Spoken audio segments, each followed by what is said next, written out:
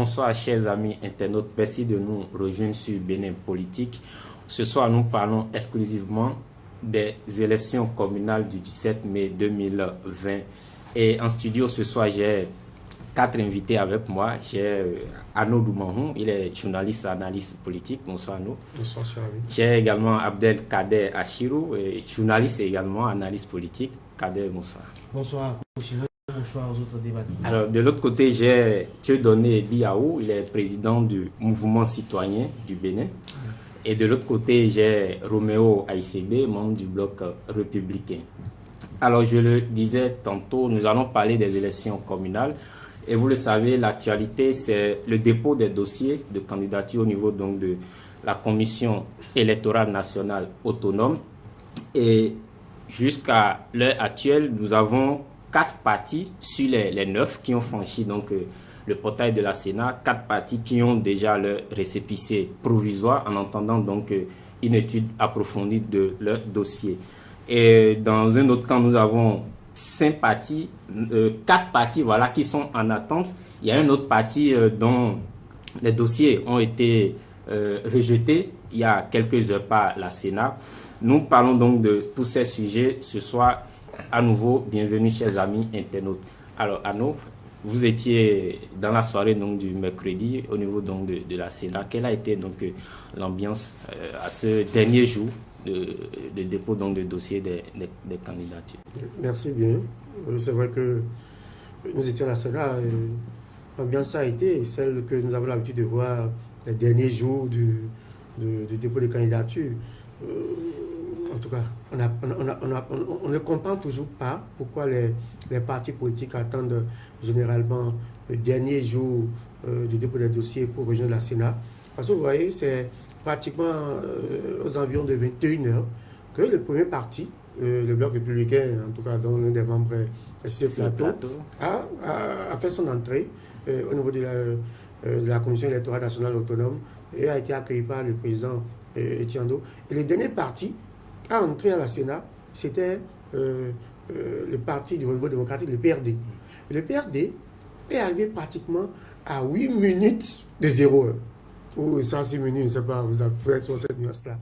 Donc, à 8 minutes de la fête. Vous voyez, on a souvent tendance à se demander pourquoi on attend juste les dernières minutes pour entrer à la Sénat. Nous avons vécu un peu cela, nous avons également vécu autre chose, d'autres scénarios que nous avons l'habitude de voir également lors de ces derniers jours-là.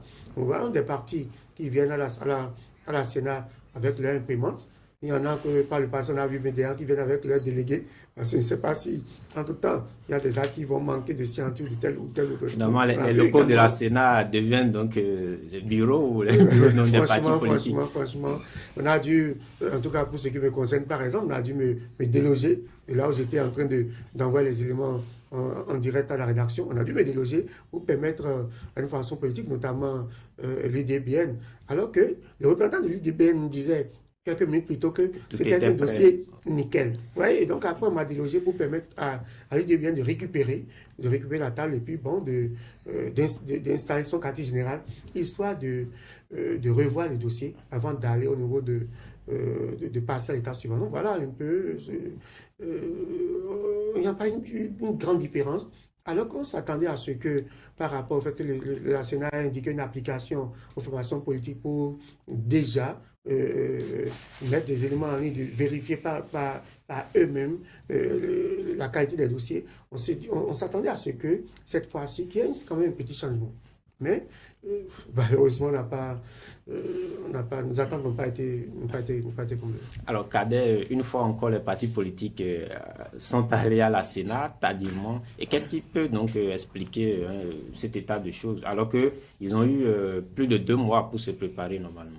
Vous savez, il est de coutume au Bénin et dans notre pays également que les formations politiques attendent les dernières heures pour se présenter au siège de l'institution devant procéder à l'enregistrement des différents dossiers de candidature. Parce que nous n'oublions pas que nous sommes en politique et en politique, comme j'ai de coutume à le dire, la politique étant très complexe, il y a des tractations qui se font de part et d'autre, il y a des discussions qui se poursuivent, il y a des sondages qui se font de part et d'autre. C'est une compétition qui est en jeu. Je suis peut-être Bloc républicain ou je suis peut-être Union progressiste, je suis peut-être encore FCB ou FCDB. Je veux savoir, dans telle circonscription électorale, qui, dame rumeur, fait savoir que tel parti politique a positionné, afin que je puisse mettre à la hauteur du candidat, des adversaires, un candidat de taille. Parce que n'oubliez pas que les enjeux de ces élections, c'est de prouver l'hégémonie de chaque parti politique.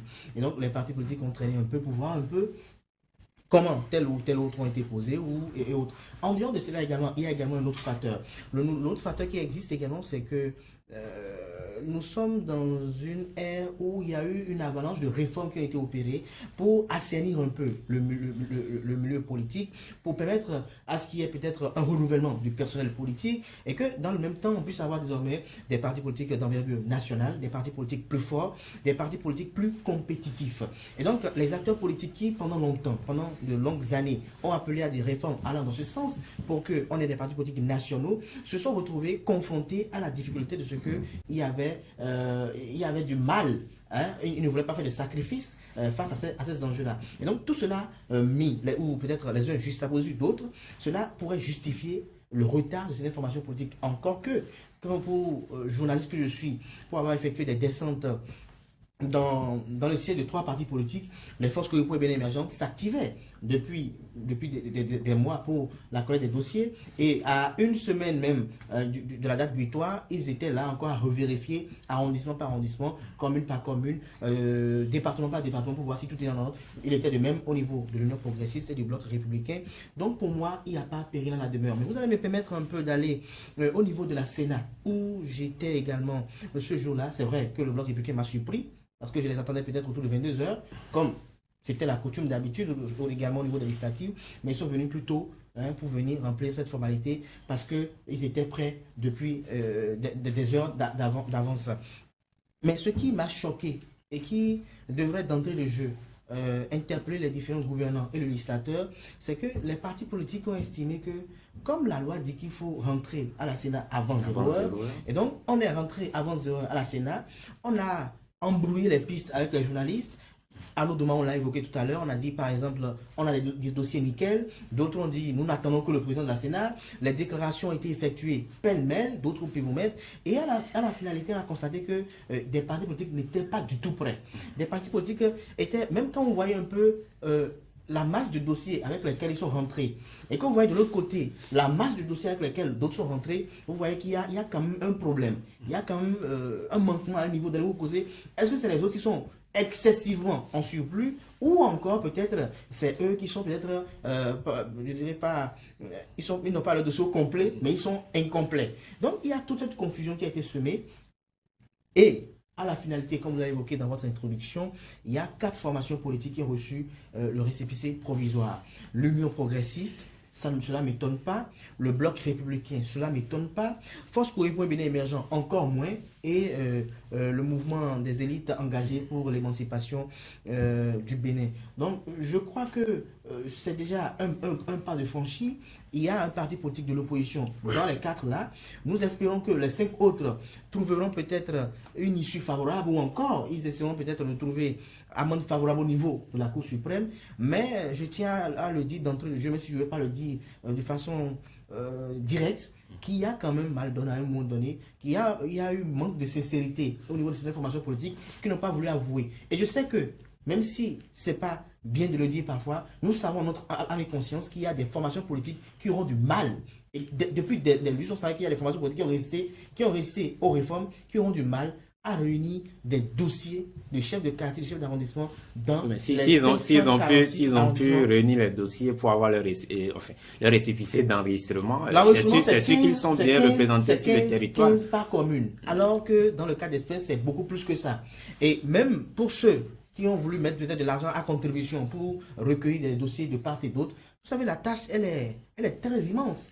Même le législateur, quand il pensait cela, je suis sûr et certain qu'il n'avait pas mesuré les exigences tout en appréhendant la difficulté. Et donc aujourd'hui, on se retrouve confronté à cela, mais c'est ce que nous voulons Nous voulons cela parce que nous voulons désormais qu'il y ait des partis politiques plus forts. C'est la volonté du peuple béninois, j'estime ici, parce que le peuple béninois avait donné mandat à des députés qui ont voté cette législation qui est en vigueur. Et comme le professeur Topan le dit si bien, la loi, qu'elle soit bonne ou mauvaise, elle est la loi, et il faut la respecter. Pour l'instant, c'est la loi qui régit le milieu électoral au Bénin, et donc elle mérite d'être respectée, quitte à ce que après on puisse introduire une demande au niveau de l'Assemblée pour une relecture. Et dernier point, et j'en finirai là pour permettre aux autres intervenants d'intervenir, c'est qu'il y a un constat que j'ai fait. Je ne sais pas si ça a été le constat est unanime au niveau de tout le monde. J'ai fait le constat qu'il y a toujours de traitement de faveur quand il s'agit d'acteurs politiques. Je ne sais pas si c'est parce qu'ils ont une influence sur la stabilité et la paix dans le pays, mais j'ai constaté qu'il y a toujours un traitement de faveur. Quand on a voulu déposer les dossiers de candidature pour ceux qui veulent aller aux différents examens nationaux, peut-être concours nationaux, où il y a eu l'armée et autres, vous avez appris une fois que les candidats ont pris d'assaut l'institution ou la structure qui doit prendre leur dossier et qu'ils sont restés là 24 heures après, 48 heures après. Je crois que non. Mais les acteurs politiques, même le président Emmanuel Tano qui a dit qu'à 16 heures on va les mettre dehors, on les a laissés parce que ce sont les acteurs politiques, on a peur qu'on n'a pas. Je pense qu'il faut véritablement que le législateur aille dans ce sens pour qu'il puisse avoir une justice dans la société, parce que pour moi, c'est véritablement injuste que Koshimo aille déposer un dossier quelque part pour avoir un travail et que, parce qu'il a eu tard sa légalisation, peut-être on ne sait pas, on le fait parvenir tard l'acte de naissance, il va légaliser, il rentre dans l'ensemble, dit non, c'est le deadline, c'est fini, alors que d'autres peuvent rester là, faire 24 heures, même encore 24 heures, et qu'on puisse trouver encore des compromis, même des compromissions pour les arranger. Pour moi, c'est totalement injuste et il faut qu'on corrige cela. Alors, Roméo, tout à l'heure, Kader a parlé donc de manque de sincérité au niveau donc de certains partis. 9 partis donc, ont eu accès à la Sénat, mais en réalité, tous les 9 partis n'étaient pas véritablement prêts. Alors, qu'est-ce qui s'est réellement passé? Ils n'étaient pas prêts, ils ont eu quand même accès à la Sénat. Et finalement, ce sont les locaux donc, de la Sénat qu'ils ont transformés en leur bureau. Et puis, je rappelle, votre parti a été quand même le premier parti donc, à faire son entrée au niveau donc, de la Sénat. Merci beaucoup, cher journaliste M. Koshimo. Je salue tous les collègues et camarades sur le plateau. Je salue aussi les internautes. Et je voudrais nous rappeler, en répondant bien sûr à votre question, que nous sommes arrivés à une étape où on a 2 semblants d'objets qui brillent devant nous. Et que l'épreuve du temps permet aujourd'hui de voir, selon l'éclat ou selon l'usage même, lequel est de l'or et lequel est du pacotille. Nous avons vécu une réalité au point où on pensait que réaménager le paysage politique, assainir ce milieu-là et le rendre plus crédible aux yeux des citoyens qui, entre-temps, se sont désintéressés de la chose politique, était une exclusion, entre griffes. Mais vous ne voyez pas quelle beauté on a aujourd'hui de savoir qu'un parti politique est géré par des hommes équilibrés, des hommes sérieux dans leur organisation, des hommes sérieux dans leur acte. Dans le fait, vous allez vers un parti politique aujourd'hui dans l'espoir de gérer une nation, de faire quitter la nation d'un pas à un autre. Et ce qui s'est passé à la Sénat, comme l'a dit mon vis-à-vis et que j'ai eu du plaisir à écouter, c'est que ça a montré effectivement que d'autres étaient en train de gongonner, soi-disant nous n'avons pas reçu de récépissé, nous n'avons pas été autorisés, notre parti n'a pas fait ceci, mais en réalité c'est de la culture de médiocrité. C'est ce qu'on voulait juste aménager en invitant des partis à ouvrir leurs portes à beaucoup plus de personnalités, à beaucoup plus de cadres pour pouvoir faire quelque chose de potable. On a ouvert, et c'est un constat, ce constat c'est réel, on a ouvert l'opportunité de déposer des dossiers. Mais durant tout ce temps, ce qui explique que tous les partis se sont pointés pratiquement dans la soirée du dernier jour, montre que chacun s'est organisé. Et donc c'est un concours. Déjà à cette étape-là, moi je veux que le peuple puisse voir ça comme un concours. Vous avez eu le temps, tout a montré que c'est du travail et donc personne n'est allé déposer à 2-3 jours après l'ouverture. Tout le monde est venu dans la soirée.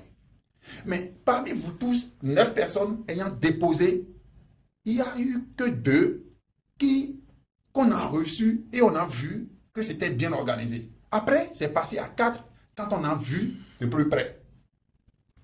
Et après, c'est des erreurs fantaisistes qu'on découvre dans le rang de ceux qui avaient clamé au haut et fort, nous sommes capables nous-mêmes, nous sommes capables nous aussi. Et c'est quoi? Aujourd'hui, aucun d'eux, en réalité, ne crie pour dire, mon dossier est sans faute et on a rejeté. Au vu de tout le monde, surtout vous, les hommes des médias, vous avez constaté, vous avez vu que d'autres ont même transformé la Sénat comme étant leur bureau, le siège de leur parti. Le siège de campagne.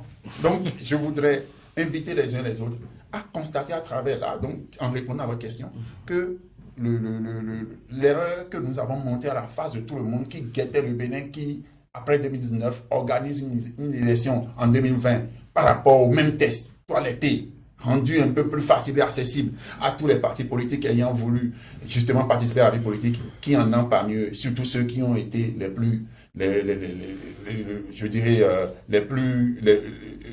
plus en vue en matière de dénonciation, qu'ils ont traîné le tas jusque devant la Sénat. Et aujourd'hui maintenant, vous allez voir d'ici là, ils vont commencer à demander la clémence de la Sénat pour aller gérer comment leur nation, pour aller gérer comment leur arrondissement et leur mairie. Alors, Dieudonné, est-ce qu'on doit parler de manque de sérieux au niveau des partis, où on va plutôt dire que le code électoral dit que les partis politiques sont donc à l'épreuve du code électoral, c'est-à-dire c'est quand même pour la première fois qu'on leur demande autant de dossiers à fournir. Est-ce que finalement c'est pas parce que c'est une première fois que ça bouscule, ou bien on doit dire, comme Roméo l'a souligné, est-ce qu'il y a vraiment eu manque de sérieux dans la préparation au niveau des partis politiques? Bon, il faut dire que c'est pratiquement une habitude pour les partis politiques dans notre pays. Mais moi, je ne sais pas à quelle stratégie cela rime. Attendre le dernier jour pour commencer par courir. Moi, pratiquement, je ne sais pas à quoi cela rime. Manque de sincérité, oui. Mais on peut également dire non, parce que c'est à eux seuls de nous dire fondamentalement le pourquoi ils doivent attendre la dernière minute pour commencer par courir. Mais quand j'ai suivi M. Cardin, il a essayé de démontrer tout à l'heure que peut-être les formations essayaient de voir les positionnements au niveau des autres formations politiques pour voir qui positionner. Et moi, je trouve que le problème ne devait pas se poser en réalité, parce que quand vous êtes une formation politique et quand vous êtes enraciné dans une localité donnée, vous savez en réalité qui milite réellement et qui positionner. S'il faut attendre les positionnements des autres formations avant de positionner les gens sur votre parti, ce qui veut dire que vous trichez avec vous-même. Alors, il ne faut pas aussi oublier que au sein même des partis politiques, il y a cette guerre de positionnement qui parfois retarde les choses. Non, mais c'est ce qui montre en réellement que nous trichons avec nous-mêmes. Moi, je le dis, dans une organisation, quand on sait que oui, c'est X qui peut, c'est lui on va positionner, mais c'est parce que on veut forcément tricher, ou bien Y veut des faveurs, ainsi de suite, et on ne sait pas. Jusqu'aujourd'hui, il y a des militants qui ne savent pas s'ils sont positionnés ou pas, malgré le fait qu'ils ont déposé des dossiers. Ça montre en réalité que nous continuons de tricher avec nous-mêmes. Maintenant, quand on connaît l'histoire, quand on sait que dans le passé, en 2019 tout près, il y a eu problème et des partis politiques n'ont pas pu résoudre des fautes mineures, on a dit. Écoutez, on doit quand même prendre des précautions pour aller à temps. Parce que j'apprends là qu'il y a un parti politique, on a rejeté son dossier parce qu'il y a eu surplus au niveau du positionnement. Cela voudra bien dire quoi? Si déjà très tôt, quand la Sénat a lancé le dépôt des dossiers, si ce parti politique avait mené les démarches, déjà, il devrait comprendre que oui, à notre niveau, il y a problème. Mais on attend la dernière minute pour commencer par tirer des problèmes qui ne doivent pas exister. Je dis, ce n'est pas bien. Ce n'est pas bien. Quand nous voulons bien faire, soyons sérieux envers nous-mêmes. Donc, à ce niveau-là, moi, je ne trouve pas qu'il y a une excuse à donner aux partis politiques. C'est manque de sincérité. c'est manque de sincérité? Alors, Arnaud, l'Union progressiste et le bloc républicain, les forces Corée Bénin émergents, et le Mouel Bénin, qui également aurait eu finalement son récépissé, sont donc les 4 partis politiques dont les dossiers ont été officiellement enregistrés au niveau de la Sénat. Alors, est-ce que ce point vous surprend ou bon, on devrait s'y attendre? Parce que finalement, on peut dire que ce sont les 3 premiers ou les 3 grands partis dans la course actuellement. Les 3 grands partis, c'est les unes qui détermineront s'ils sont grands ou pas. Vous savez que les législatives de 2019 nous ont laissé un souvenir amer. Et on ne peut pas se baser sur les législatives de 2019 pour dire que BR et UP sont de grands partis. Je suis heureux de ce qui est sûr, aujourd'hui, ils sont les seuls à avoir des députés à l'Assemblée nationale. Non, mais voilà, c'est une fierté. Mais ce qui est sûr est qu'on ne peut pas aujourd'hui, on n'a pas encore eu, en tout cas, une élection véritablement pour nous permettre de savoir la capacité de mobilisation, la capacité, en tout cas, que ce soit de l'UP ou du Bloc républicain, parce que justement, on devait avoir d'autres formations de quoi contraire dans une compétition pour qu'on puisse véritablement mesurer les forces. Et cette fois-ci, peut-être, on a l'occasion certainement, avec les élections communales, de véritablement peut-être de voir, même si les conditions sont telles quelles, mais quand même il y aura plusieurs partis politiques. Il y aura Mouel Bénin qui a déjà eu son récépissé provisoire. On aura également les forces Corée pour un Bénin émergent et d'autres formations politiques qui seront quand même dans la course. Et aujourd'hui, on n'aura plus que BR ou UP qui auront aux élections. Donc forcément, les voix seront disputées et mérités peut-être dans certaines circonscriptions. Et ici, il faut dire que la circonscription, évidemment, c'est l'arrondissement. Donc je dis que on ne peut pas aujourd'hui parler de grands partis. Toujours est-il que moi, je suis peiné de constater qu'à l'heure de la dématérialisation, qu'on est toujours à ce niveau-là. Traiter des cantines. Au niveau du train des cantines, au niveau de la Sénat. Vous savez, le gouvernement a fait une réforme, notamment au niveau de la question de la réforme de permis de construire. Oui, ça, permis de construire récemment. Et pour cette réforme, j'ai été surpris quand on a dit qu'on n'a plus besoin de légaliser certains actes parce qu'il y a des logiciels au niveau des mairies et qui permettent de savoir si l'acte est authentique.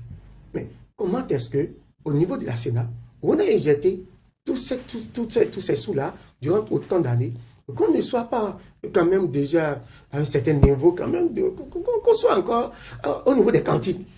Je crois que des valises, on en a vu. Vous imaginez, lorsque nous allons parler et nous parlons quand même de 3630 dossiers, et on dit par exemple que pour chaque parti, Kader regrettait par exemple le fait qu'un parti passe par exemple 24 heures ou plus à la Sénat alors qu'on a clôturé. Mais même si on a clôturé, est-ce que c'est la faute au parti? Quand un parti doit pouvoir faire 5 heures pour faire constater son dossier. Ouais, s'ils ne venaient pas la dernière minute, s'ils étaient venus venus tôt. Non, mais vous avez dit que vous avez le temps pour déposer. Donc, je peux venir à 23h59 pour déposer. Ça rime à quoi? Non, c'est ce que prévoit la loi, justement. Est-ce que le parti a violé la loi dès lors que le parti vient déposer son dossier à 23h59? Moi, je tiens compte d'abord de ça. Et je dis, comment est-ce que, pour le simple contrôle des pièces, qu'on peut prendre 5 heures de temps par parti politique? Je vous en prie. Vous savez, lorsque vous allez vous poser la question à certains membres de certaines formations politiques, on dit même parfois, il y a des agents là qui ont du mal, de la peine à aller vite. Parce que justement, on veut éviter d'aller vite parce qu'on se dit, il ne faut pas se tromper. Comment est-ce qu'on peut être encore à ce niveau en termes de contrôle de pièces, en termes de dépôt de pièces, au niveau de l'institution d'organiser les élections? Je dis que c'est archaïque. C'est archaïque. Si on doit organiser encore les élections pour que 3130 dossiers, qu'on puisse venir avec ça comme ça, que de façon manuelle, qu'on perde autant de temps. Ce que la Sénat, peut-être pour le compte des élections présidentielles à venir, peut donc recourir aux autres ministères. En tout cas, si le gouvernement a pu faire ça ailleurs, ça veut dire quand même qu'il y a la compétence là. Ça veut dire que nous sommes allés de la dématérialisation. On a pu faire ça au port. On a fait ça même pour les permis de construire ou d'habiter. On a pu faire ça un peu partout dans plusieurs secteurs. Ça veut dire qu'il y a la compétence. Ça veut dire qu'il y a les ressources. Et qu'on peut mettre ces ressources-là à disposition de la Sénat. Ça, c'est une première observation d'ailleurs que je fais par rapport au fonctionnement de la Sénat, cette façon de contrôler les ressources que je désapprouve totalement. Maintenant, pour ce qui concerne, vous avez parlé tantôt de les premiers partis qui ont eu leur des récépissé. premiers partis. Nous, on attend. Au fond, on a dit que le parti MPL, Ouais, de Korogoné. de Korogoné entend saisir la Cour suprême. Donc, je dis que qui paie le plus en principe, qui paie le plus, ou bien paie le moins. Je crois que c'est ça. Hein, C'est ça, qui qui paie le peut le plus. plus, peut le moins. Ouais. Si au lieu de 3830, on se retrouve à 3682, je crois que toi, la Cour va trancher. Et on ne peut pas tout de suite trancher pour dire, par exemple, que c'est fini dès lors que la loi a prévu des voies de recours. Peut-être, si la Cour donnait raison à Korogoné, et qu'aujourd'hui, déjà, on dit qu'ils sont incapables de satisfaire aux exigences. La question fondamentale pour moi, c'est de dématérialiser les actes encore entrant dans les pièces, entrant dans le cadre du dépôt des dossiers lors des élections à venir. Alors, Kader, à nous l'a souligné, on a constaté qu'au niveau donc, de l'examen des dossiers, les agents ont pris assez de temps. Je prends le cas du BR, par exemple, qui est venu en première position, mais qui finalement a eu son récépissé en deuxième position. Quand vous prenez l'Union progressiste, c'est plus de 5 heures de temps qu'ils ont passé à la Sénat. Il y a encore des responsables de partis politiques qui risquent de passer la nuit à la Sénat, enfin, aujourd'hui. Alors, finalement... D'ailleurs, quand on finit d'étudier, on se rend quand même compte, par exemple, que BS était bon, UP était bon, et pourquoi on a pris près de 24 heures pour étudier. pour étudier. Alors, finalement, est-ce qu'au niveau de la Sénat, est-ce qu'il ne faut pas aller à la dématérialisation? Il a dit, est-ce qu'il ne faut pas trouver donc des stratégies, des moyens pour réduire considérablement la méthode classique, je ne veux pas dire archaïque comme il a dit, la méthode classique. Vous savez, nous sommes les mêmes qui avons appelé une réforme pour qu'il y ait un système partisan qui fera des formations politiques, des partis politiques forts, des partis politiques nationaux. Et la réforme est arrivée, elle est harmonieuse pour les acteurs politiques eux-mêmes, qui ont longtemps appelé ça.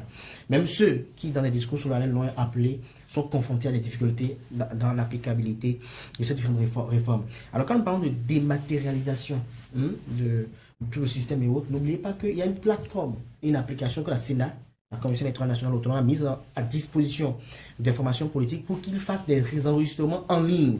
Ce que des formations politiques qui se retrouvent à la Sénat, si elles n'ont pas affirmé devant le micro, n'ont pas fait. Et ils sont venus à la Sénat parce qu'au moment où la Sénat effectue des séances avec eux, ils ont boycotté les dites séances. Au moment où la Sénat a créé un forum pour qu'ils puissent se plaindre dans le forum-là, ils ont estimé que non, c'était du folklore. Aujourd'hui, ils se retrouvent confrontés à cela. Et vous savez, j'ai une question. Quand on veut dématérialiser tout, quand on veut la digitalisation de tout le système électoral, c'est-à-dire qu'à un moment donné, on fera des votes électroniques. Attention, est-ce que nos populations sont assez matures pour mieux appréhender? Ça va venir progressivement, mais tout de suite, voilà, on veut que la Sénat aille beaucoup plus vite. Qu'elle aille beaucoup plus vite. Je vais vous poser une question, peut-être à tout le monde ici sur ce plateau. Le Bloc républicain est venu autour de 20h à la Commission nationale autonome. Moi, j'étais à la Commission nationale autonome autour de 22h. Je n'ai plus vu aucun membre du Bloc républicain. Est-ce à dire qu'ils ont déposé le dossier et qu'ils sont repartis comme ça? Il y a eu d'abord accusé de réception du dossier. Après accusé de réception du dossier, on fait une étude de sommeil expéditif du dossier pour voir est-ce que les choses sont là pour donner maintenant le récépissé provisoire. L'UP également était présente à la Commission électorale nationale autonome, mais l'UP n'est pas resté au-delà de 1h du matin. Donc, et le BR et l'UP n'ont pas fait 5 heures de temps. Force Cori pour un Bénin émergent, FCBE, était également à la Sénat. Ils n'ont pas fait tout ce temps-là, 5 heures de temps. C'est pour vous dire quoi? Qu'il y a des formations politiques qui sont allées à la Sénat. Les FCB ont eu leur récépissé ce matin. Je ne parle pas de récépissé. Mais c'est à la fin de l'étude que le récépissé est délivré. Si c'est qu'on doit s'en tenir qu'au récépissé, on aurait vu dans l'enceinte de la Sénat les membres du Bloc républicain. Est-ce qu'ils étaient obligés d'assister à l'examen? Ce que moi j'ai vu à la Sénat n'était pas la Sénat dans l'attente d'un récépissé. Ils n'étaient pas la Sénat dans l'attente d'une étude de dossier. Ils étaient la Sénat pour préparer des dossiers. On ne vient pas attendre un récépissé avec une imprimante. On ne vient pas attendre un récépissé avec une photocopieuse. Et je dois même demander, même il faut même que le législateur interdise tout cela. Parce que c'est l'énergie de la Sénat qu'on vient utiliser avec tout ça. Hein? Eux, ils ont droit à cette faveur. Il faut oser le dire. Vous savez, c'est parce que parfois, on est dans certaines considérations qu'on oublie de leur dire la vérité en face. c'est pas bien, c'est pas normal que ça se fasse comme ça. Il y a des gens, des acteurs politiques, dont je tais le nom parce que je ne veux pas créer de frustration et autres, qui ne sont pas du tout au courant de ce que prévoit la loi à tel niveau, ce qu'ils doivent faire, le nombre de dossiers qu'ils doivent donner et autres. On a comme l'impression qu'ils sont restés là, et quand on a dit la Sénat a ouvert ses portes pour l'enregistrement des dossiers, ils ont dit bon, il faut que nous aussi on soit là-bas, il faut que nous aussi on soit là-bas. J'ai comme l'impression que c'est comme ça que les formations politiques sont venues. Sinon, disons-nous honnêtement, je ne veux appeler personne. Mais quand on va vous appeler hors de micro-caméra, Koshimo, qu'on vous demande, telle formation politique là, es-tu sûr qu'elle pourra trouver 3630 dossiers de candidature? Je suis sûr que je reste convaincu, je peux même donner ma tête à couper que vous direz non. Non, mais ça la comparaison, c'est pas forcément la faute, n'est pas forcément imputable tout de suite aux formations politiques. Parce que vous avez parlé par exemple de la réforme. La réforme est intervenue à quel moment? Nous avons eu à l'occasion, par exemple, de dire, lorsque vous voulez lancer les partis politiques, et vous l'avez dit, nous sommes dans la réforme, trouver 15 membres par circonscription électorale, et aller déposer un dossier qui faisait quelque chose de 1700, 1500. Vous le faites, vous ne faites pas comme Et de là, vous bondissez, et vous dites maintenant, non, ce n'est plus ça. Trouvez des dossiers au niveau de tous les arrondissements, à peine 2 mois après. Oh, non, on va laisser à nos finis. Lorsque nous parlons de parler de réforme, lorsque nous parlons de réforme, c'est-à-dire qu'on est au début. Tout à l'heure, au début, vous avez été très, très long, nous avons la patience de vous. Lorsque nous parlons de réforme, par exemple, et c'est au début, ça veut dire que les gens sont en train de se configurer. Et vous dites, au départ, c'est tel 15 personnes par commune. Et donc, on se retrouve finalement à 3 000 et quelques dossiers pour être déposés. Et tout de suite, quelques mois après, il y a élection. Et vous demandez aux mêmes personnes d'être en mesure de fournir des candidatures partout. Et qu'on passe à 3130 dossiers. Soyez honnêtes. Vous dites, même si vous étiez vous, et vous avez envie de créer parti en ce moment-là, après la réforme système partisan, vous qui êtes là, et on vous dit de fournir ça. Soyez honnête pour dire que pour la première expérience, ça va être forcément difficile. Mais alors, est-ce que ça devrait être difficile si le parti est véritablement fort, si le parti est véritablement représenté à l'échelle nationale? Est-ce que trouver 3630 dossiers, ça devrait être... Cher ami Koshimo, est-ce que UP est fort? Je vous ai démontré tout à l'heure qu'on ne peut pas, sur la base des élections législatives, vous me dites que le parti UP est un grand parti. Faux. SCR est mais aujourd'hui, ils ont prouvé qu'ils sont quand même bien représentés à l'échelle nationale. C'est un conglomérat, c'est un conglomérat de formations politiques et de mouvements politiques. Donc, les gens se sont mis ensemble, ils ont dit allons ensemble. Donc, c'est un regroupement hétérogène. Donc, au niveau des. Quand vous entendez Bloc et Union progressiste, il parle des mouvements et des formations politiques qui se sont mis ensemble pour faire. Est-ce que forcément, il faut que ça passe de ce. Lorsqu'on fait des positions partisans, on doit partir de ce principe de regroupement de mouvements et de formations politiques. Nous avons fait une réforme. Je vais décider de créer un parti. Je vais décider de créer un parti après la réforme du système partisan. Si j'ai décidé de créer un parti après la réforme du système partisan, et donc il n'y a pas de regroupement comme ce qu'on a eu au niveau de l'UP, et du Bloc républicain, par rapport à ça, on va me dire non, il faut forcément que j'aille tout de suite trouver 3130 candidatures, alors que quand on parle de candidature, on ne parle pas encore de militants. Ouais, c'est un peu ça. Alors, en 1 minute, rapidement, pour finir. Vous savez, je parlais quand j'ai été coupé, vous me permettrez un peu, parce que j'ai été indexé aussi de part et d'autre. Vous savez, tout à l'heure, mon prédécesseur disait que le Bloc républicain n'est pas un grand parti. L'Union progressiste n'est pas un grand parti. Il reste à prouver, je dis. Il reste à prouver. Moi, je dirais que si je dois le dire, moi, en toute honnêteté intellectuelle, quels sont les partis politiques qu'il y a aujourd'hui au Bénin? J'en ai 3 à la mémoire. Bloc républicain, Union progressiste et FCBE. Parce que je crois que un parti politique... Dans quelles conditions? Un parti politique est composé de leaders politiques. Et quand je prends le Bloc républicain, il y en a de leaders politiques. Il y en a qui ont été ministres, qui ont été députés, qui ont été nommés à maintes reprises et qui ont eu à inverser le cours de la vie politique béninoise. Quand je prends l'Union progressiste, il y en a aussi.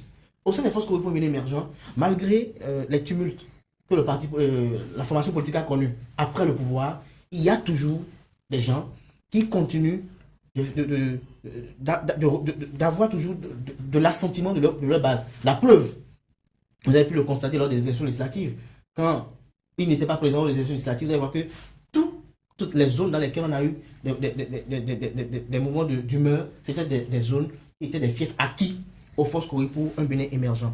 Alors, quand on parle de membre fondateur, je vais repréciser un peu quelque chose parce que les amis internautes nous suivent et il faut qu'ils comprennent certaines choses. La loi qui a été votée par le Parlement béninois et qui autrefois était composée d'acteurs de l'opposition et de la mouvance. Et je tiens à rappeler également que au moment où cette législation a été votée, ils ont assisté à plusieurs séminaires et que séminaire sur séminaire, ils ont ensemble accepté tout ce qui a été fait. Bon, on sait un peu comment tout ça a été organisé en son temps. On sait également que les députés de l'opposition avaient toujours affiché leur désaccord par rapport à cette loi-là. Toujours est-il que la loi a été votée, vous l'avez rappelé à l'entame, une fois que la loi est votée, il faut donc l'appliquer. Quand on parle de désaccord et que vous assistez à un séminaire et que vous êtes assis et que vous ne vous prononcez pas au séminaire... En son temps, ils ont dit que leur proposition n'avait pas été prise en compte. Bon, on laisse. La loi dit 15 membres fondateurs. 15 membres fondateurs. Et membres fondateurs, c'est ceux qui fondent le parti politique. C'est ceux qui donnent légitimité au parti politique. 15, ça en fait 1000 et quelques sur le plan national. Vous avez créé votre parti politique. Quand vous voulez aller à une élection, il ne s'agit pas d'une élection une élection comme une élection que vous voulez faire. On ne peut pas tout cuidam comme position sur la liste. Vous n'allez pas aller à une élection et prendre peut-être la vendeuse de tomates devant chez vous pour dire bon, non, parce que il y a un développement qui a été fait tout à l'heure qui m'a un peu frustré. J'estime que tous ceux qui doivent être positionnés sur les listes, les 3630 qui sont positionnés sur les listes, j'estime que c'est des militants BR, c'est des militants UP, c'est des militants FCBE, c'est des militants Moël Bénin. Si c'est des gens qui sont partis de nulle part pour venir être positionnés sur la liste, je crois que là, il y a mal donne. Parce que si la loi demande à ce qu'il y ait 15 membres fondateurs tout au moins, c'est qu'on estime que dans chaque commune, en dehors des 15 là, le parti politique a encore d'autres militants. Mais elles n'existaient pas avant le vote de la loi. Vous parlez comme s'ils existaient avant le vote de la loi. Ils sont mis ensemble. 30 secondes. Il y a Roméo qui brûle d'envie de parler. En 30 secondes. Mais elles n'existaient pas. Elles n'existaient pas. Alors, on va laisser. On va laisser. C'est des partis qui existaient. Donc, il y avait des militants partout. Non, il faut rappeler. c'est les conglomérats de on va laisser Kader finir rapidement. Le bloc républicain, ils n'existaient pas avant le vote de la loi. Sont nés au lendemain de la réforme du système partisan. Et ces formations politiques sont composées de leaders politiques qui étaient circonscrits dans certaines zones, qui ont dissolu leur formation politique pour rejoindre. Et ils ont dissolu, mais ils ont adhéré à cette nouvelle formation politique avec leurs militants. Ce qui fait que quoi? Les différentes formations politiques là sont contrôlées. C'est-à-dire que quoi? Si je prends la RB ancienne version, on dit ah, c'est vous qui maîtrisez le littoral, alors maîtrisez vos gars, trouvez-nous les dossiers. Ce qui a fait que les choses sont passées de façon efficiente et coordonnée.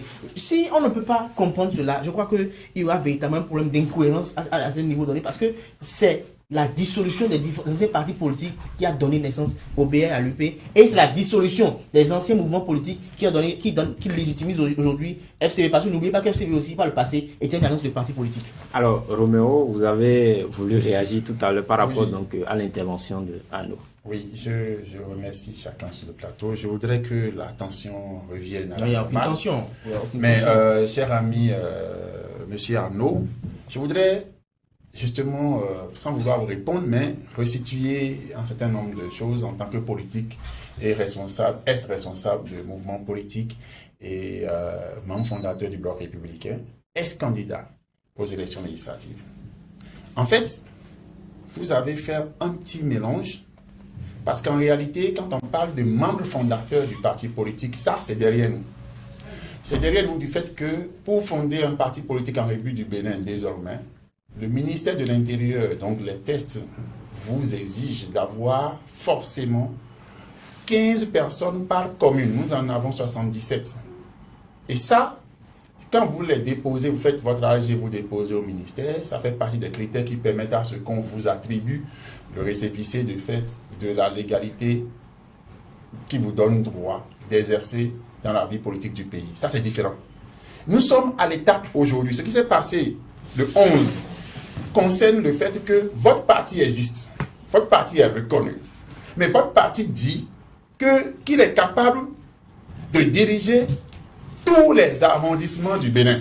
Parce que l'envergure nationale est ce qui est recherché en demandant un parti plus représenté. Entre-temps, je voudrais rappeler que sous d'autres cieux, donc entre-temps, d'ici depuis 90 jusqu'à il y a 2 ans ou 1 an, c'était qu'il fallait juste 120 personnes pour fonder votre parti politique. Mais on est passé de 120 personnes à 1015 et quelques, en tout cas.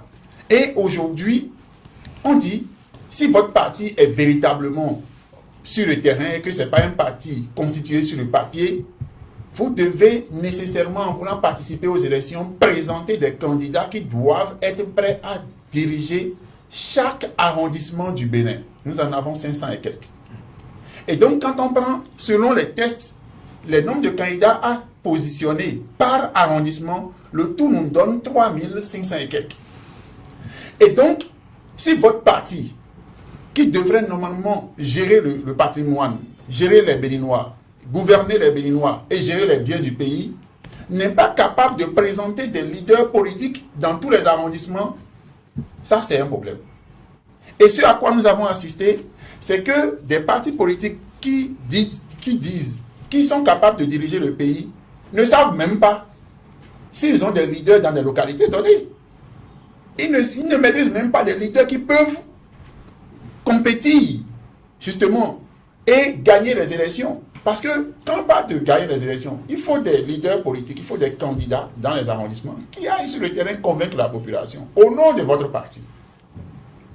Et nous avons constaté aujourd'hui que de grands partis que nous ne voulons pas nommer, qui disaient qu'eux, ils existaient depuis 30 ans, ils existaient avant la démocratie, avant ceci, ne sont pas capables de produire des candidats. Ce qu'on est en train de dire, ce n'est pas qu'ils veulent avoir des récépissés en posant des Nous sommes déjà à 9 partis à la Sénat. Dites-nous ces grands partis qui n'ont pas à la Sénat, qui n'ont pas pu. Bon, à l'heure actuelle, on ne peut pas dire qu'il y a des partis qui ne peuvent pas. Ce qui a été constaté par M. Arnaud même. La Sénat n'a pas fini, les examens des dossiers. C'est ce que je dis là. Vous allez finir en 30 secondes. Nous avons tous lu les communiqués de la Sénat qui demandait à certains partis de se présenter immédiatement pour corriger certaines choses. Au vu de cela, au-delà de cela, ils seront chassés. Le communiqué, j'ai été tiqué quand je suis allé même dire moi-même.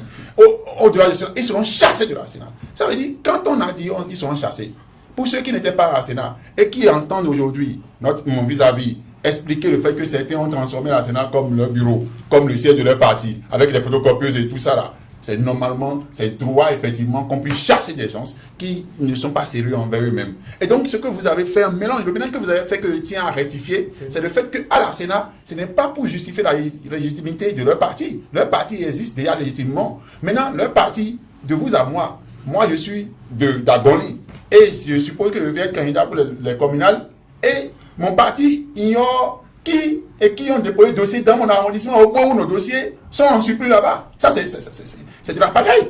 Ça veut dire que désormais, on pourra élire des gens et leurs noms seront proclamés par la Sénat et on va dire que l'individu là n'existe pas parce qu'on aurait trouvé son dossier quelque part, on a positionné, il ne sait même pas où il est. Donc, il faudrait du sérieux. C'est de là où on est. Donc, la façon dont vous avez abordé la question, c'est un peu comme si on est en train de mettre les gens. Mais là où on est arrivé encore, vous avez dit qu'on a révisé les choses et il faut laisser les gens prendre le pas. Non.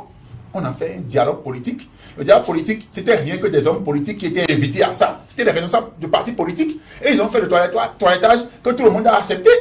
Et en dehors de ça, maintenant, on est à la première expérience. C'est-à-dire, nous sommes d'accord. Nous ne sommes pas d'accord sur certains points. Nous sommes d'accord sur certains points. On a trouvé le consensus. On est parti de l'exclusion dite à l'inclusion. Vous savez ce qu'on appelle on va le laisser. Je crois qu'il a fini d'ailleurs. J'espère que c'est dans le... Dieudonné va prendre la parole. Alors, Dieudonné, Roméo pense que, en principe, les partis ne devraient pas avoir de problème pour constituer donc les 3630 dossiers réclamés par la Sénat ou réclamés par le code électoral. Alors, quand on sait que la réforme du système partisan, dans un premier temps, a voulu quand même savoir si les partis politiques sont bien assis au niveau donc du territoire national, on leur a demandé de présenter un nombre donné de membres fondateurs par commune. Alors, Arnaud pense que lorsqu'on passe donc de ce nombre par commune et que brusquement on leur demande de fournir autant de dossiers, ils trouvent que c'est un peu trop rapide et qu'il fallait donc laisser les gens mieux se préparer. Alors finalement, est-ce qu'on doit dire que les partis politiques n'étaient pas véritablement prêts pour l'application donc de cette loi? Bon, je crois que ça va dans tous les sens, hein, mais il faut qu'on canalise un peu le débat. Puisque nous parlons de la Sénat, avant de répondre à votre question, et M. Carder a parlé des partis politiques qui sont allés à la Sénat avec des imprimantes et il suggère que désormais le législateur canalise cela. Oui. Non, On n'en a pas besoin. Parce que ça, la loi ne peut pas résoudre tous les problèmes. Est-ce que c'est au sein de la Sénat qu'on doit Il concevoir la faut, liste? non, écoutez-moi, c'est une question de responsabilité. Il faut que nous nous prenions au sérieux pour savoir que oui, nous sommes une formation politique sérieuse, nous voulons participer à une élection. Ce n'est pas la Sénat, ce n'est pas la Sénat. Non, pas forcément, parce que si nous voulons tout résoudre par la loi au pays, on finira par être un pays de loi et non un pays de droit. Il faut que les gens soient responsables. C'est la responsabilité. Maintenant, concernant les formations politiques dont vous avez parlé en disant, entre griffes, que vous ne connaissez que 3 formations politiques, je voudrais vous dire non, que nous n'allons pas analyser les choses de cette manière. Une formation politique, ce n'est pas forcément une formation qui comporte des cadres ou bien des personnalités du pays, pas forcément. Des militants influents non, non, pas forcément. Des jeunes, des citoyens peuvent se regrouper un peu partout au niveau du pays. S'ils voient que oui, ils peuvent se mettre ensemble pour un idéal commun, paf, ils ont le droit. S'ils remplissent les critères que la loi a prévus, voilà. Maintenant, concernant le nombre de dossiers qui fait peut-être que aujourd'hui certaines formations politiques ont de problèmes, je dis non. Le problème ne doit pas se poser puisque la réforme du système partisan est claire. C'est pour permettre au grand rassemblement. Et si vous savez que vous ne pouvez pas avoir de militants sur toutes les territoires, pourquoi jouer à la plaisanterie? Il y avait des formations politiques qui existaient mais qui ont disparu. Donc si les gens ne peuvent pas, c'est-à-dire avoir de militants un peu partout, pourquoi forcer les choses? Donc c'est pour dire qu'en réalité le nombre de dossiers ne doit pas poser le problème. Maintenant quand nous parlons de la manière qui est classique et qu'il faut que la Sénat dématérialise les choses, je dis mais il y a eu de progrès au niveau de la Sénat. Ils ont mis une application. Tout à fait. Au service des partis politiques et ça devait leur permettre de remplir la liste des candidats. Mais les gens sont laissés ça là de côté. Ou bien je suivais le président du MPL hier sur Frisson Radio, si je ne me trompe pas, qui disait que oui, l'informaticien qu'ils ont envoyé a disparu, n'a pas amené le logiciel au niveau du siège. Je crois c'est des choses que nous devons corriger. Il faut que nous prenions au sérieux. Parce qu'il y a eu élection exclusive, tout le monde a crié, mais quelque part, quelle est notre responsabilité dans ce qui se passe? C'est ça la chose. Une formation politique est forte ou pas, mais moi, nous ne sommes pas là pour flécher une formation politique contre une autre, mais disons les choses telles qu'elles doivent être. Il faut que les gens soient sérieux. C'est ça le problème. Alors, nous, pour finir avec cet aspect du sujet, est-ce que finalement, les partis qui sont griffes aujourd'hui en difficulté n'auraient pas mieux fait de se mettre ensemble pour rester véritablement dans la logique de la réforme du système partisan? Justement, c'est de cela, parce qu'il faut que je situe un peu. Parce que quand on ne met pas de mélange, même pas de recadrer, c'est parce que j'estime que nous n'avons pas suivi. Lorsque nous parlons de réforme, nous parlons d'évaluation de réforme. C'est de ça que je parle. Et d'ailleurs, vous êtes quand même dans le pays. Vous savez quand on a voté les lois, il y a eu un problème après législative. Et quand il y a eu un problème, qu'est-ce qu'on a fait? On est reparti faire dialogue, non? Vous n'avez pas de dialogue? Vous appelez ça dialogue. De toute façon, on n'a pas de dialogue. Après le dialogue, on a fait quoi? On est reparti à l'Assemblée nationale pour dire, les lois qu'on avait prises là, on a eu des problèmes, donc corrigeons un certain nombre de dispositions. C'est de ça que nous parlons. C'est pourquoi nous parlons de réforme. Et je dis, dès lors que nous sommes en réforme, même quand c'est chez vous, à la maison, dans votre famille, et vous mettez en œuvre une réforme, c'est dans le temps que vous évaluez. Récemment, dans le cadre de la conférence nationale, nous avons pris en interview le président Ousmane Batokor pour le compte du journal Fraternité. Il dit c'est trop tôt pour aujourd'hui après la réforme sympathisante. C'est trop tôt. Donc nous parlons de la question du temps. Ce n'est pas une question de mélange, c'est une question de raisonnement. Lorsque nous avons mis en œuvre la réforme, la belle preuve, ça n'a pas marché au départ. On est reparti, on a dialogué, on est revenu à l'Assemblée nationale, on a remis en selle pour dire voilà ce que nous pouvons corriger. C'est de cela que je parle. Je ne suis pas acteur politique, je ne suis pas politique, je suis candidat à rien du tout. Mais je dis c'est de ça. Et j'ai dit c'est peut-être ça, ou c'est certainement ça, qui a causé quelque part aujourd'hui l'expérience que nous sommes en train de vivre, et ça va servir de leçon pour les élections à venir. Les élections communales à venir, par exemple, les partis politiques certainement n'auront pas les mêmes difficultés qu'aujourd'hui. Parce que le parti, quand vous parlez de grands partis, je n'en trouve pas, en tout cas à mon avis, mais quand vous prenez Mohamed Benin, qui s'est battu, quand vous prenez Mohamed Benin, qui vous dit que Mohamed Benin n'est pas un grand parti? Lorsque vous vous mettez juste sur les grandes figures que nous avons vues par le passé, des vieux pères de la politique ne veulent pas quitter. Quand vous dites que ceux-là, on les connaît, personne n'a donc. Je base sur les exemples, je prends les exemples que Kader disait tantôt, parce qu'on a de grands noms ici, donc c'est des grands partis. Non? Sur quelle base on peut définir des grands partis de cette façon-là? Et j'ai dit par exemple, on aurait pu peut-être en 2000 et au cours de législatives, si la réforme avait marché, on aurait peut-être eu une compétition plus ouverte qu'aujourd'hui, on pourrait dire, voilà, certains se sont recoupés, certains en même temps étaient de nouveaux partis, mais ils ont pu quand même monter sur le terrain de quoi ils étaient capables, et par rapport à ça, on pourrait apprécier leur niveau. Je ne fais aucun mélange. Je raisonne simplement. Je ne suis pas politicien. Et je dis, c'est peut-être ça qui a manqué. J'ai été le premier à parler de l'application que la Sénat a mis en place. Et j'étais le premier à dire ça. Et j'ai dit en plus de ça, à quoi servit cette application? Si avec malgré cette application, on a été obligé de voir les cantines revenir, de prendre pièce par pièce. C'est ça. Pourquoi voilà, on peut vérifier. Je vous ai donné des exemples de permis de construire. Mais quand pour le permis de construire, on a vérifié pas le concours, vous ne déposez pas les dossiers. Aujourd'hui, dans certaines administrations, l'authenticité, on n'a plus besoin de la pièce. Je vous ai donné l'exemple du permis de construire que le gouvernement, la réforme que le gouvernement a mis en place. Il y a certains axes où on n'a pas besoin de la version. On va aborder un autre aspect parce que le débat, oui. Juste une minute, je vais finir par cela. Alors, vous avez 30 secondes. On va passer à un autre aspect. À mon très cher ami Arnaud de Mahon que, vous savez, quand toute loi est votée, dès l'instant où elle est votée, elle mérite d'être perfectible. Elle doit être améliorée. Il n'y a pas de loi qui existe qu'on ne doit pas toucher, qu'on ne doit pas améliorer. Quand la loi a été votée, elle a comporté des problèmes, ça a été résolu. Si elle comporte encore, elle sera résolue jusqu'à ce qu'on ait quelque chose de potable. Alors, en dehors de cela, quand on me parle de grands partis politiques, grands rassemblements politiques et autres, je vous demande de faire un exercice aux amis internautes qui nous suivent, de faire un exercice. Ils iront dans les 12 départements qu'on a, de sillonner 3 arrondissements, sans aucun guide, et leur demander toutes les formations politiques qu'on a aujourd'hui là, telle formation politique là, quels sont les leaders de cette formation politique que vous connaissez ici, dans cette commune là. Les populations elles-mêmes vont répondre. Non, mais les élections communales vont départager. Surtout la question des surtout avec la question des en fait, ça dépend de. Kader, vous allez finir très rapidement. Ça dépend de comment chacun estime que ça, c'est un grand parti politique. Il peut y avoir un grand parti politique et qui ne soit pas, je dirais, efficient lors des élections. On l'a vu en 2016 avec Boni Yahi, qui a eu la RB, qui a eu de grands non. Là, je ne suis pas. Alors, on va rester avec vous en même temps. Kader, il faut qu'on évolue dans le débat. Parti politique, et compte tenu des positionnements, les militants décident de sanctionner leur leader de formation politique. Comme je vous l'ai dit, FCBE, RB, PRD sont mis ensemble. C'était les plus grands partis politiques en 2016, mais ils n'ont pas pu faire passer de l'élection.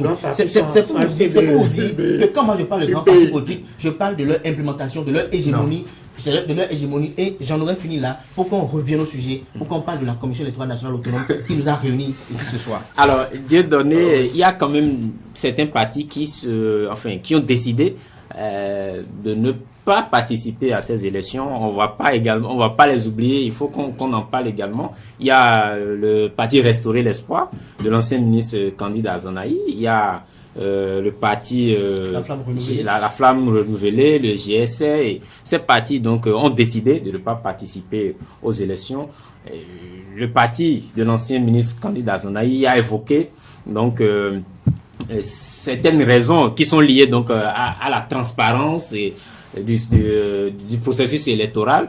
Mais au niveau donc des deux autres partis, on a beaucoup plus parlé donc de moyens financiers, où les partis ont estimé que l'aide donc de l'État aux partis politiques devrait venir très tôt, ou en tout cas en attendant que la loi ne soit votée, l'aide financière devrait déjà venir pour leur permettre quand même alors comment est-ce que vous appréciez donc la décision de ces partis qui, malgré leur récépissé d'enregistrement régulièrement donc vis-à-vis de la nouvelle loi qui régit le fonctionnement du système partisan, ont quand même décidé de ne pas donc être présents au niveau donc de cette compétition électorale?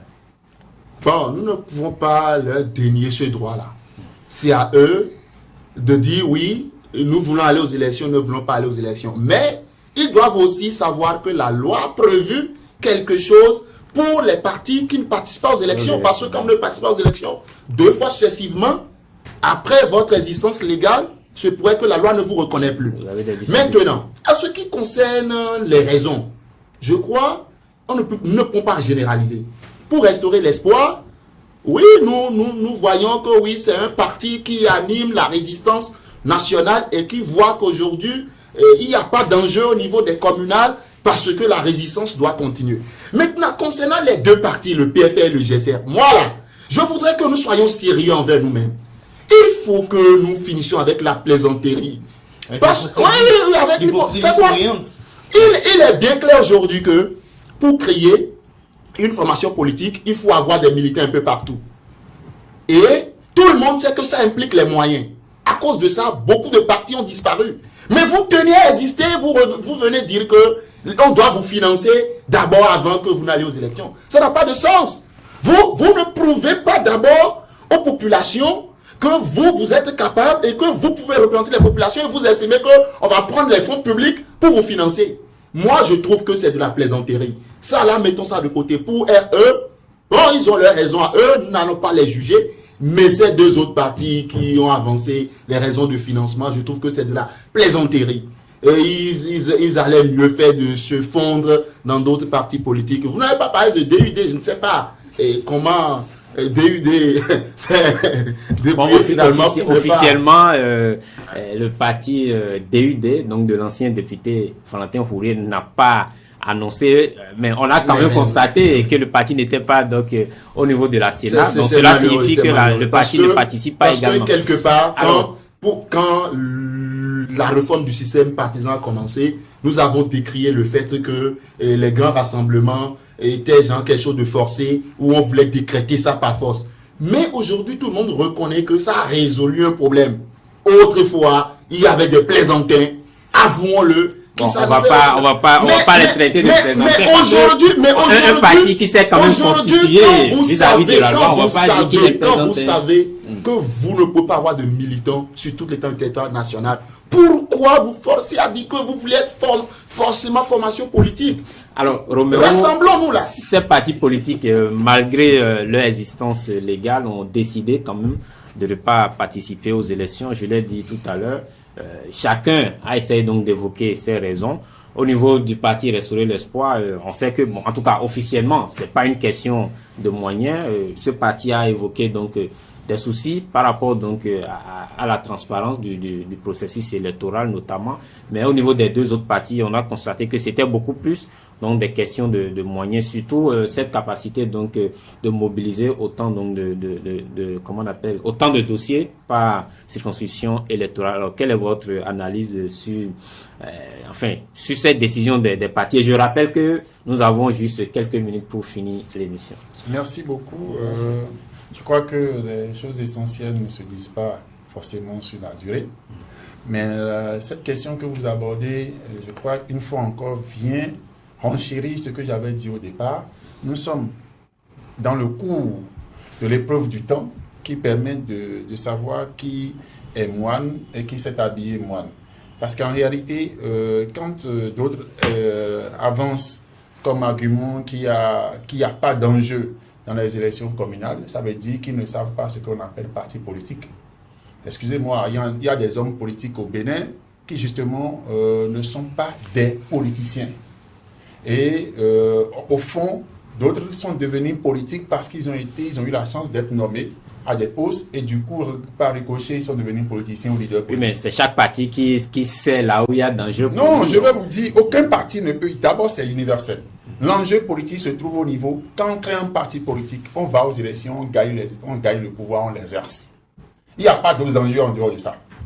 Et pour pouvoir se donner la légitimité d'être parti politique, là, ça commence par l'échelle le plus bas.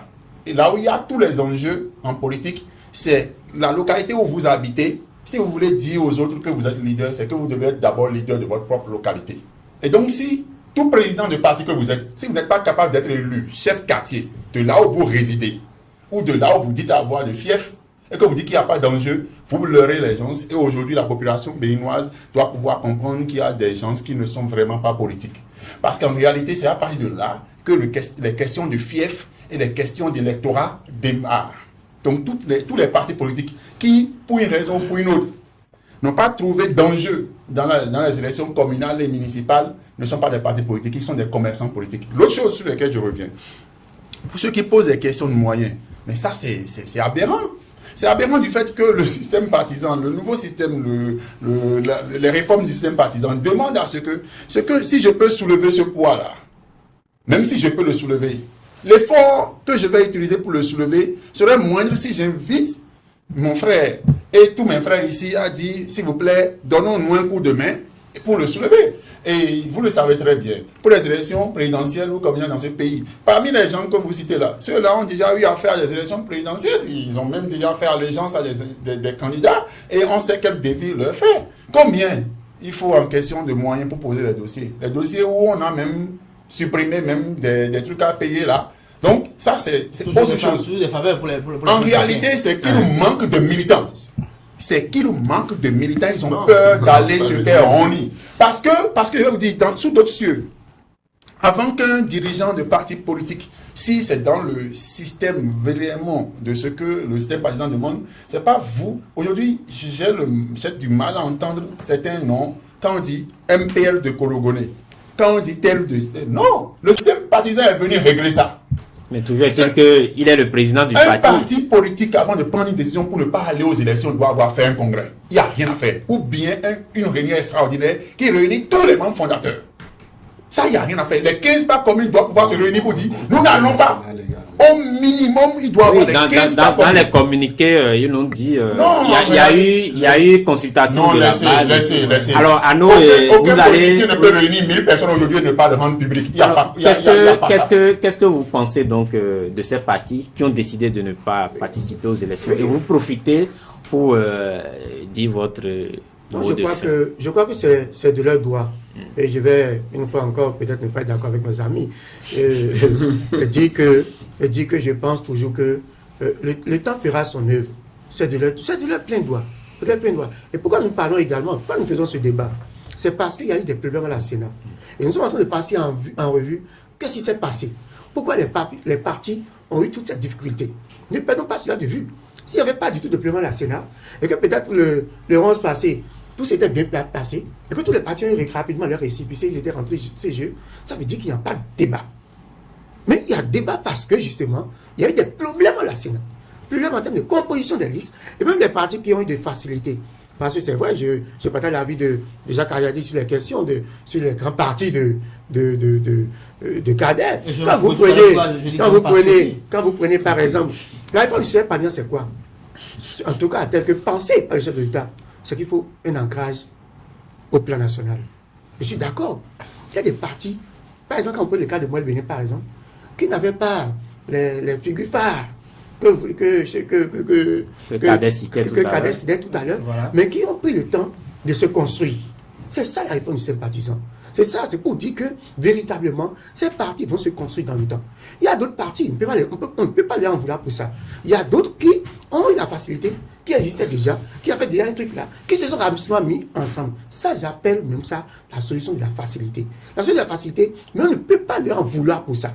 Ils se sont mis ensemble, c'est ça le cas des grands partis de cadets, UP et BR par exemple. Mais pour les autres là, laissez-leur le temps. Laissez-leur le temps. Laissez-leur le temps de se construire. Quand vous prenez par exemple aujourd'hui, et moi le Bénin qui, malgré qu'ils étaient au début, ils ont pris le temps quand même de trouver les dossiers, ils ont pris le temps quand même de convaincre des militants et d'obtenir pour ces élections-là. Et n'oubliez pas qu'ils étaient déjà aux élections législatives. D'obtenir pour ces élections-là le récépissé. C'est ça même ce que nous pensons par rapport à la réforme du système partisan. Qui vous dit que le GSR ne sera pas également en train de construire, parce que le GSR n'a pas eu comment vous appelez ça, la grande, la flamme renouvelée. Et voilà. Qui vous dit par exemple que ces partis-là, ne sont pas en train de se construire. Pourquoi voulez-vous les voir dans une posture de facilité? Ils n'ont pas assez de temps parce que déjà, deux élections manquées. L'arrivée de cette partie, ça fait combien de temps? On n'a pas encore fait un an. Même quand les lois ont été revues, ça fait combien de mois? Sauf qu'il y a des partis peut-être qui se cherchent et l'avenir nous dira si véritablement c'était des plaisantins ou si véritablement c'est des partis qui travaillaient en soudine qui se sont dit nous allons prendre le temps de nous construire. Toujours est-il que vous avez rappelé tout à l'heure, cher ami, a rappelé que la loi a prévu que si vous ne participez pas à deux élections de façon consécutive, que vous serez, en tout cas vous allez perdre un peu votre légitimité. Ils savent qu'il y a cette épée de Damoclès qui plane sur les têtes, mais tout de suite, je ne veux pas porter des jugements de valeur sur le fait que cette formations politiques n'ont pas voulu participer. Certainement, vous parlez de Restaurer l'Espoir. Peut-être que Restaurer l'Espoir s'est rendu compte qu'aujourd'hui, par rapport aux exigences, nous ne pouvons pas remplir les conditions. Prenons le temps de nous construire. Et c'est pour ça que je dis, lorsque vous prenez une réforme, laissez le temps faire son œuvre. Si aujourd'hui vous portez des jugements de valeur et que demain vous retrouvez ces partis politique-là qui deviennent plus forts, qu'est-ce que vous allez dire? Parce que nous sommes au début, nous avons le temps d'apprécier. Je crois que pour moi, le temps fera son œuvre. Et je vais conclure sur ça, parce que j'avais oublié ce point-là. Je vais conclure également sur le fait que nous avons parlé par exemple des difficultés que les partis ont eu à la Sénat. Il y a certains qui avaient proposé par exemple, s'il y avait des primaires, au niveau des formations politiques, surtout les formations politiques où il y avait déjà plus certaines facilités. Si par exemple au niveau de l'homme progressiste ou de l'homme républicain, il y avait des primaires, des arrondissements, c'est-à-dire les candidats, je en prie, ils les ont déposé, il y a eu des arbitrages. Ne me dites pas qu'il y a eu des primaires. Vous savez ce qu'on appelle primaire? C'est qu'on a fait une élection. Devant tout le monde, on a voté, quelqu'un a gagné, on a pris son dossier. Ça veut dire, mais si vous comptez, nous savons qu'il y a eu des arbitrages. Dites-moi qu'il y a des arbitrages, je suis d'accord avec vous. Ne me parlez pas des primaires. Nous savons comment il y a en termes d'organisation. On est quand même des journalistes. On sait comment les gens ont été constitués. On sait les niveaux d'échelle. On a aimé l'organisation qui a été faite au niveau, par exemple, que ce soit au niveau de l'Union progressive, par exemple, du bloc républicain, où on a pris, par exemple, au plan on a organisé un bureau, par exemple, au niveau départemental, au niveau de la circonscription, au niveau de la commune. On a pris des responsables à chaque niveau pour faire.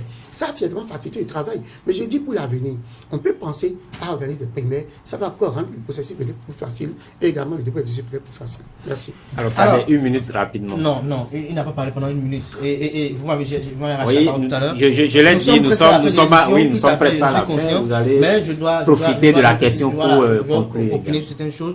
Et vous êtes en train de prendre dans mon temps. On parle de parti politique. Et je tiens à repréciser. Un parti politique, c'est un format. Un parti politique, c'est des cotisations, c'est des dons, c'est des legs. Et quand on parle de formation politique, un parti politique est impersonnel.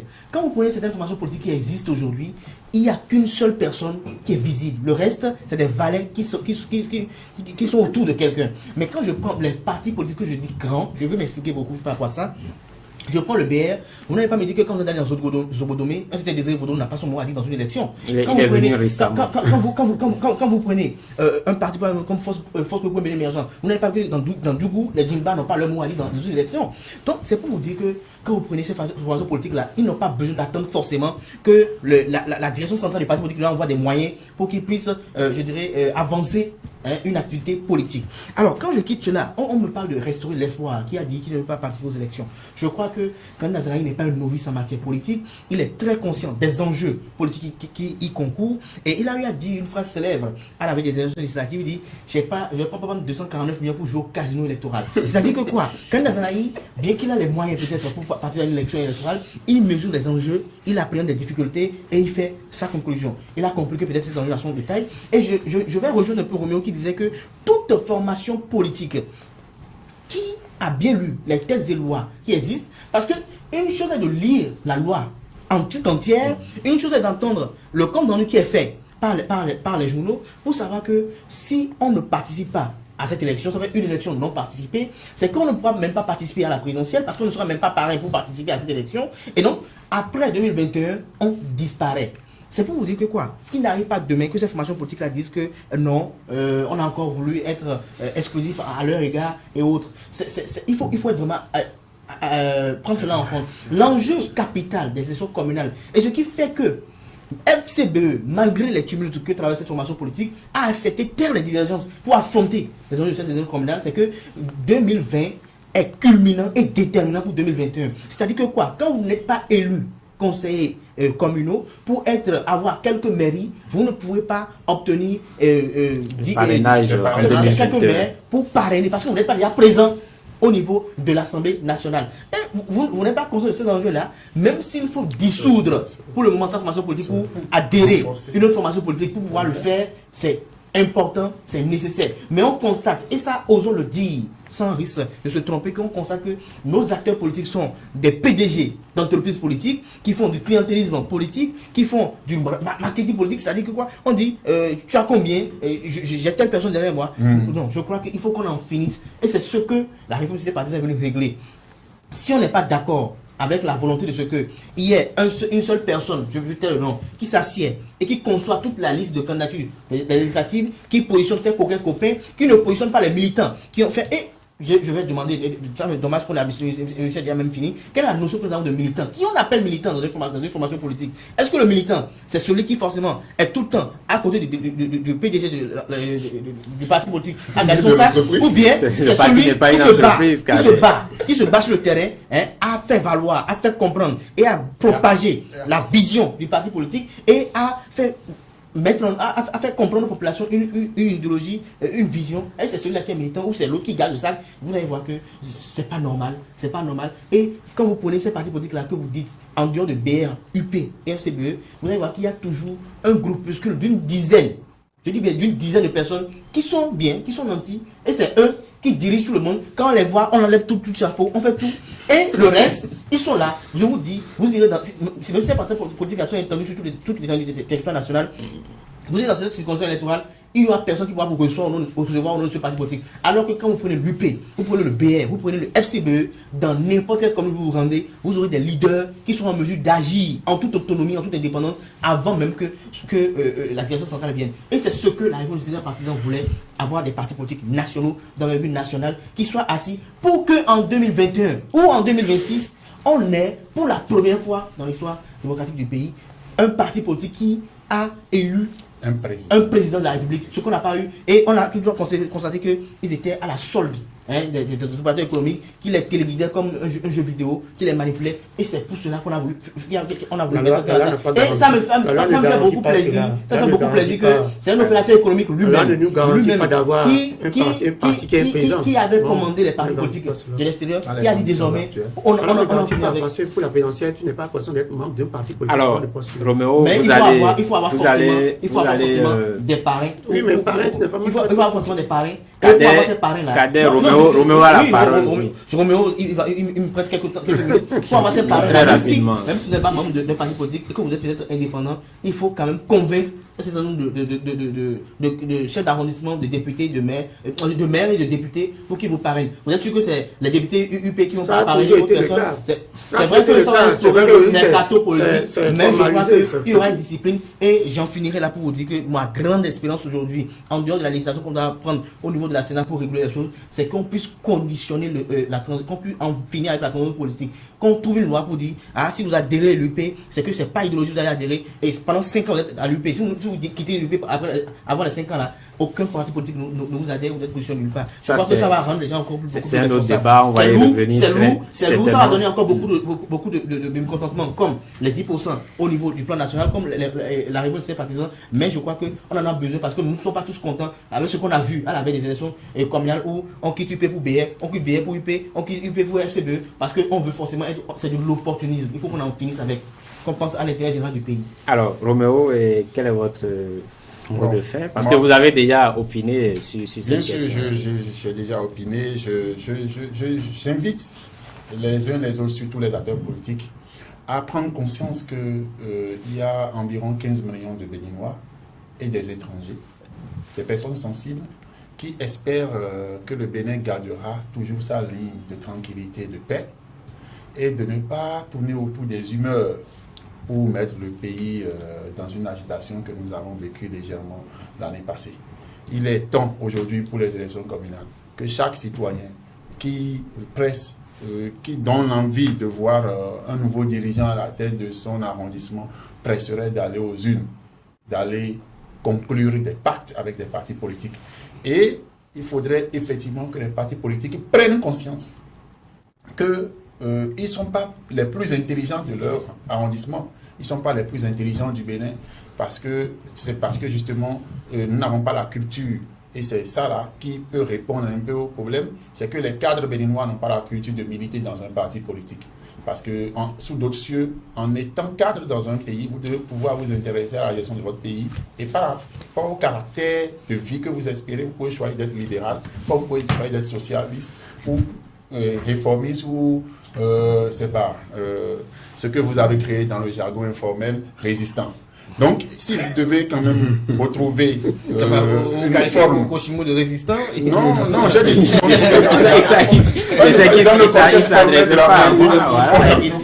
Donc, je voudrais inviter les hommes politiques à savoir que c'est des gens qui sont scrutés par la population, surtout par la jeunesse. Moi, pendant longtemps, aujourd'hui, je n'ai pas encore 40 ans, mais pendant une vingtaine d'années, je n'ai fait que regarder les hommes qui dirigeaient mon pays. Et dans mon cœur, j'aspirais à ressembler à tel ou tel. Mais quand je suis rentré dans l'arène politique il y a environ 5 ans, donc en plein pied dans l'arène politique, j'ai vu qu'il n'y a pas de modèle dedans. Ça, c'est en toute sincérité. C'est maintenant que tout est en train d'être réformé. Il faut avoir une école au niveau des partis pour les former. Même les anciens, ils ont besoin d'être formés. Parce qu'ils posent, certains ont encore l'impression que j'ai de l'argent, c'est pourquoi je suis leader politique. Ça n'a rien à voir, parce que tu peux avoir de l'argent et avoir la bourse de base à la place de cerveau. Bon, ça, je ne vais pas répéter, c'est pas bon. Mais tu peux être riche et ne pas être intelligent. Et donc, par rapport à ça, il faut que, surtout au niveau des partis, donc, il faut éviter que nous soyons dans le contexte où c'est les chefs de parti qui décident à la place des militants. C'est ce que je disais à la fin de mon allocution tout à l'heure. C'est qu'en réalité, le président a dit, ou bien d'autres disent, nous ne trouvons pas d'enjeu, que ça cesse. Si vous êtes leader politique, soyez prêts à assumer, soyez prêts à faire face, soyez prêts à marcher avec le peuple et à vous sentir réellement imprimé dans le quotidien du peuple. Que les communales se passent dans la paix et surtout au besoin et que ce que vous faites ici à Bénin Web TV puisse réellement continuer tout le long du processus, parce que les populations ont eu certainement des informations sur ce plateau aujourd'hui qui les ont apaisées. D'autres c'était peut-être à deux doigts d'obéir à un leader politique qui va leur dire il faut faire tout pour casser la Sénat, mais après ce débat ce soir ils vont dire ah non, c'était comme ça le truc s'est passé. Donc je crois que les médias doivent accompagner le peuple béninois, accompagner tout le monde pour qu'on puisse laisser jaillir la lumière de la contradiction comme sur ce plateau et vivre la démocratie et vivre le Bénin. Oui, on va finir avec Dieudonné. Ouais, en toute honnêteté, je note que la Sénat fait des efforts pour éviter les erreurs du passé. En toute honnêteté. Maintenant, il faut que les partis politiques se prennent au sérieux beaucoup plus responsable. pour nous épargner de l'auto-victimisation. Ça, c'est sincère. Il faut que les partis politiques nous épargnent de cela. Pour qu'on ne vienne pas dire oui, on nous a exclus, on nous a fait ci, on nous a fait ça. Puisque nous observons leur démarche, nous observons ce qu'ils font jusqu'à ce niveau-là. Donc demain, qu'ils ne viennent pas enflammer le pays. Pour dire que les élections communales se passent dans la paix et que les meilleurs gagnent. Partis politiques forts ou pas, c'est le 17 mai. Nous saurons quels sont les partis politiques qui sont forts ou pas. Et ce que moi, je demande, c'est que la manière dont le processus est conduit, où on nous démontre qu'on veut que ça se passe de manière inclusive, que cela soit de cette manière jusqu'à la fin. Et qu'on sache désormais qui est fort ou qui n'est pas fort. Merci. Alors, chers amis internautes, vous nous avez suivis en direct. Merci d'avoir été là. C'était Bénin Politique. En studio, j'étais avec Arnaud Doumahon, Abdel Kader Achirou, Roméo Aïssegbe, Dieudonné Biaou et moi-même Kochimo Humbadi. J'étais à la présentation. Merci, à la prochaine.